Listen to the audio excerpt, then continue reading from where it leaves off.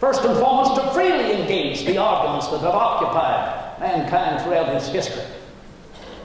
And secondly, to recognize the principles within our Declaration of American Independence. And even though I have been accounted indeed with great honorarium as the author, do you know I have often said there's not one new or original thought in the Declaration of our American Independence. All of it has been written and argued and debated before, and you may find it in the elementary books of public right. The works of Aristotle, Cicero, Algernon Sidney, and John Locke.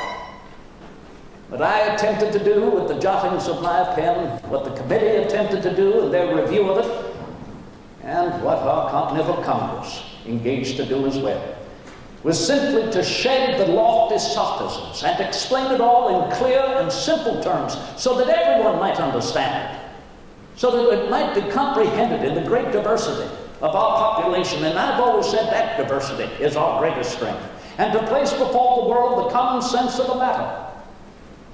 And that matter is simply that the mass of mankind has not been born with saddles on their backs, nor a few booted and spurred, ready to ride it. And if you know, the most remarkable principle of our American Revolution was seen well before that revolution began. It was seen in the recognition of who we were becoming. The recognition that though we were governed by one particular royal family, generation after generation, governed by their particular parliament, one half of which is hereditary as well, and governed by their particular church. Well, I ask you, was it only the Englishmen seeking an asylum here in North America? No, who else was venturing here? The Dutch, the industrious Dutch, settling up the Hudson, providing great prosperity in the port of New York. Others? The Germans from the many kingdoms of the Germans, proving to be our most industrious farmers. Do you know, as we meet here this evening, the predominant population in the new Commonwealth of Pennsylvania remains German. Others? Yes, the Scotch-Irish. They'd never want to be considered British, would they? And more than the Irish or the Scots in themselves. Imagine the Spaniards.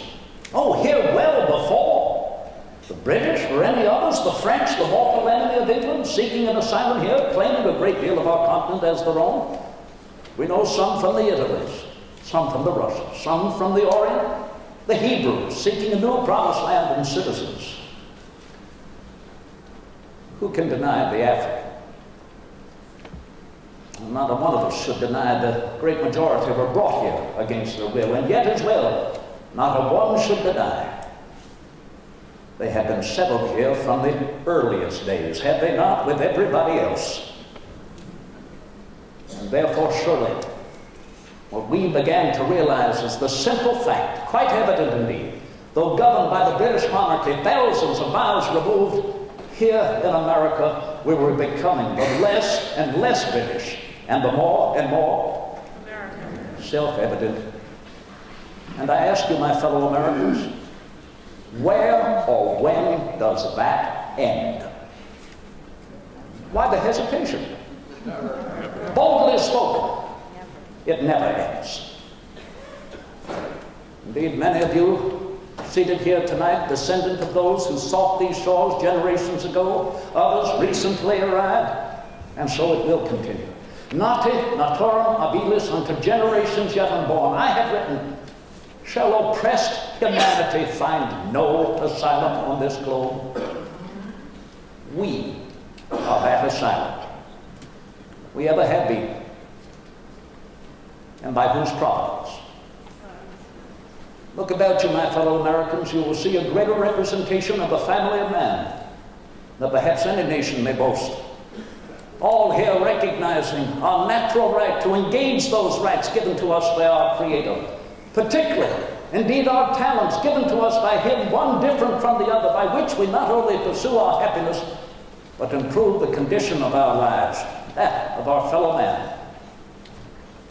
Truly, citizens, the beauty of our Declaration is fulfilled in the beauty of our Constitution, which continues to grow with us as we grow as a people. For I have always said, a child of 14 cannot wear the same clothes at the age of 40. and so our laws and institutions grow with us accordingly.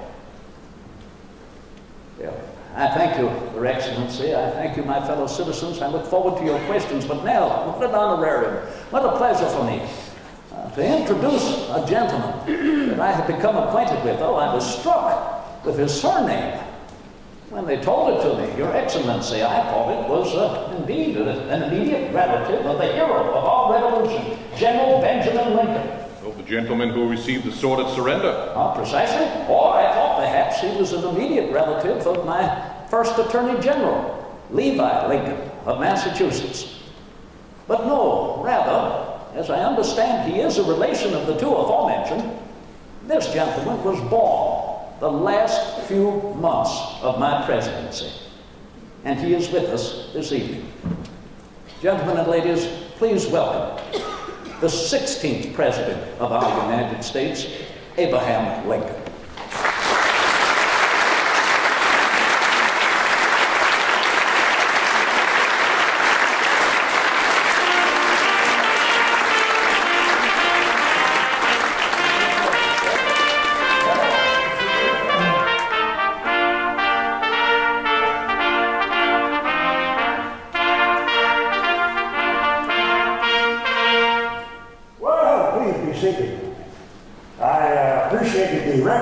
To my ancestry and how they connected with your respective administrations and your work in the revolutionary context.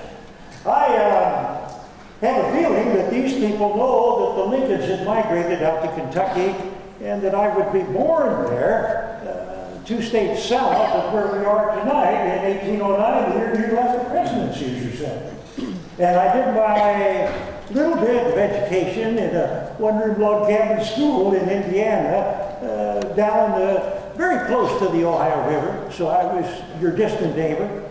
People remember me when I went to Illinois in 1830. I was 21 years old. I had an interest in the law, and I had a little bit of interest in politics. And I would eventually become an attorney, self-made, so to speak. I was held on retainer by the Illinois Central Railroad. And I got involved in politics. We had 2 major parties. The Democrats were the party of President Andrew Jackson, and another party started in opposition to Jackson, mostly over banking and finance, and they were called the Whigs, party of Daniel Webster, Henry Clay. That was the party that I belonged to. And I knew defeat and I knew victory in running for the Illinois legislature, and then to the U.S. Congress in 1847, where I would meet Hezekiah Wells from Kalamazoo, and later I would be invited by Hezekiah Wells to make my one trip to Michigan, and that would be in 1856. Let me get to that in this way. I came home from the Congress in 1847, 48, 49. I had been there 2 years. Devastating news awaited me. I planned to take up my law practice. But after being gone those 2 years, why, when I returned, they said, well, now, Mr. Lincoln, we have 12 lawyers at work here. 12? Why, my heart sunk.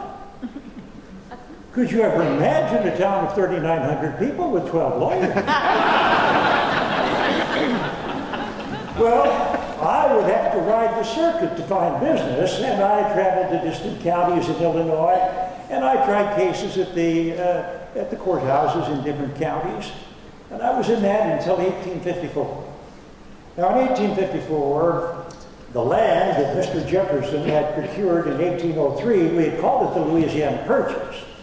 But all those acres he purchased from France were west of the Mississippi River, and they started to carve territories out of that purchase. And in 1820, a territory called Missouri applied for statehood, but they wanted to come into our union with slaves. Slavery was legal by the Constitution in the southern states. It was horrible, but it was legal by the Constitution. And now they're going to let it jump across the Mississippi River. At the same time, they drew a line 36 degrees and 30 minutes north latitude, going from the west bank of the Mississippi out through the territory Jefferson purchased.